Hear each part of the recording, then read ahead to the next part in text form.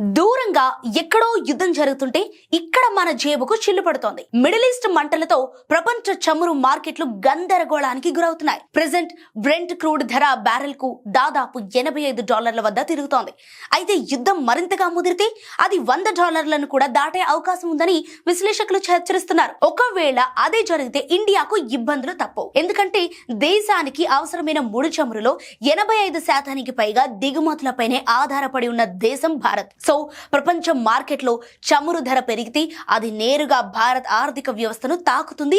దిగుమతి బిల్లు పెరిగితే రూపాయి ఒత్తిడికి గురవుతుంది. ద్రవ్యోల్బణం కూడా పెరుగుతుంది. చివరికి పెట్రోల్, డీజిల్ ధరల నుంచి వస్తువుల ధరల వరకు ప్రభావం కనిపిస్తుంది. ఇంతకీ క్రూడ్ ఆయిల్ ధర నిజంగా బ్యారెల్ కు $100 చేరితే భారత్ పై దాని ప్రభావం ఎంత తీవ్రంగా ఉంటుంది? హోర్ముజ్ జలసంధిలో జరుగుతున్న పరిణామాలు ప్రపంచ చమురు సరఫరాను ఎలా ప్రభావితం చేస్తున్నాయి?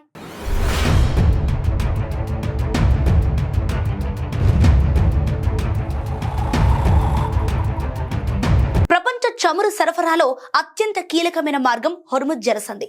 ఇరాన్, ఒమాన్ మధ్య ఉన్న ఈ సముద్ర మార్గం మీదుగా ప్రతిరోజు సుమారు 2,08,00,000 బ్యారెళ్ల చమురు, పెట్రోలియం ఉత్పత్తులు రవాణా అవుతాయి.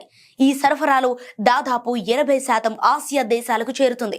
ప్రపంచ ఇంధన మార్కెట్లకు ఇది ఒక ప్రధాన మార్గం. అయితే ఈ జలసంధి వెడల్పు కేవలం 21 నాటికల్ మైళ్లు మాత్రమే. అందులో చమురు ట్యాంకర్లు ప్రయాణించే మార్గం ఒక్కో వైపు దాదాపు 2 మైళ్లు ఉంటుంది. ఇప్పుడు యుద్ధం కారణంగా ఈ మార్గంలో నౌకల రాకపోకలు తీవ్రంగా తగ్గిపోయాయి. కొన్ని రోజులుగా ట్యాంకర్ ట్రాఫిక్ సాధారణ స్థాయితో పోలిస్తే దాదాపు 90% వరకు పడిపోయిందని నౌకల ట్రాకింగ్ డేటా చూపుతోంది. భద్రతా ప్రమాదాలు, ఇన్సూరెన్స్ ఖర్చులు పెరగడం వల్ల అనేక నౌకలు గల్ఫ్ వెలుపలే వేచి చూస్తున్నాయి. ఈ పరిస్థితి ఎక్కువ రోజులు కొనసాగితే ప్రపంచ చమురు మార్కెట్లపై భారీ ప్రభావం పడే అవకాశం ఉంది. సో హోర్ముజ్ జలసంధిలో రవాణా అంతరాయం కొనసాగితే రోజుకు దాదాపు 1,50,00,000 బ్యారెళ్ల చమురు సరఫరా ప్రమాదంలో పడే అవకాశం ఉంది. అంత పెద్ద సరఫరాలో అంతరాయం జరిగితే ప్రపంచ మార్కెట్లకు భారీ షాక్ తప్పదు. రోజుకు 70 నుంచి 80 లక్షల బ్యారెళ్ల సరఫరా తగ్గినా అంతే సంగతి. గతంలో రష్యా ఉక్రెయిన్ యుద్ధం ప్రారంభమైనప్పుడు 1990లో ఇరాక్, కువైట్ పై దాడి చేసినప్పుడు కూడా ఇలాంటి పరిస్థితులే కనిపించాయి. ఇలాంటి పరిస్థితుల్లో చమురు ధరలు పెరగటం కన్ఫర్మ్ గా చెప్పవచ్చు. ఇదే భారత్ కు ప్రధాన సమస్యగా మారుతోంది. ఎందుకంటే ప్రపంచ మార్కెట్లో ధర పెరిగితే భారత దిగుమతి బిల్లు నేరుగా పెరుగుతుంది.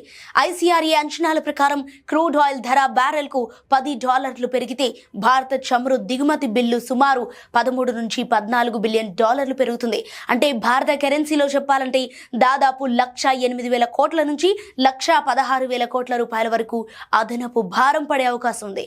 అదే ధర $85 నుంచి $100 చేరితే భారత్ కు సంవత్సరానికి సుమారు 1,66,000 కోట్ల నుంచి 2 లక్షల కోట్ల రూపాయల వరకు పెరిగే అవకాశం ఉంది. ఇక చమురు ధరల పెరుగుదల ఇక్కడితో ఆగదు. అది మొత్తం ఆర్థిక వ్యవస్థలో ఒక చైన్ రియాక్షన్ ను స్టార్ట్ చేస్తుంది. చమురు ఖరీదైనప్పుడు రవాణా ఖర్చులు పెరుగుతాయి, లాజిస్టిక్స్ ఖర్చులు పెరుగుతాయి, ఫ్యాక్టరీలో ఉత్పత్తి ఖర్చులు కూడా పెరుగుతాయి. చివరికి ఈ అదనపు ఖర్చులు వినియోగదారులపై పడతాయి. అంటే వస్తువుల ధరలు పెరిగితే ద్రవ్యోల్బణం కూడా పీక్కు వెళ్లే ప్రమాదం ఉంటుంది.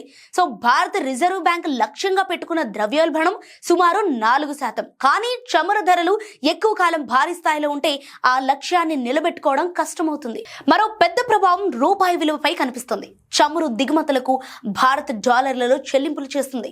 చమురు ధరలు పెరిగితే ఆయిల్ కంపెనీలు ఎక్కువ డాలర్లు కొనాల్సి వస్తుంది. దీనికి కారణంగా విదేశీ కరెన్సీ డిమాండ్ పెరిగి రూపాయి విలువపై ఒత్తిడి పడుతుంది. రూపాయి బలహీనపడితే దిగుమతులు మరింత ఖరీదవుతాయి. ఇప్పుడు ద్రవ్యోల్బణం ఇంకా పెరిగే ప్రమాదం ఉంటుంది. అయితే తాత్కాలికంగా భారత్ కు కొంత ఊరట ఇచ్చే పరిణామం కూడా ఉంది.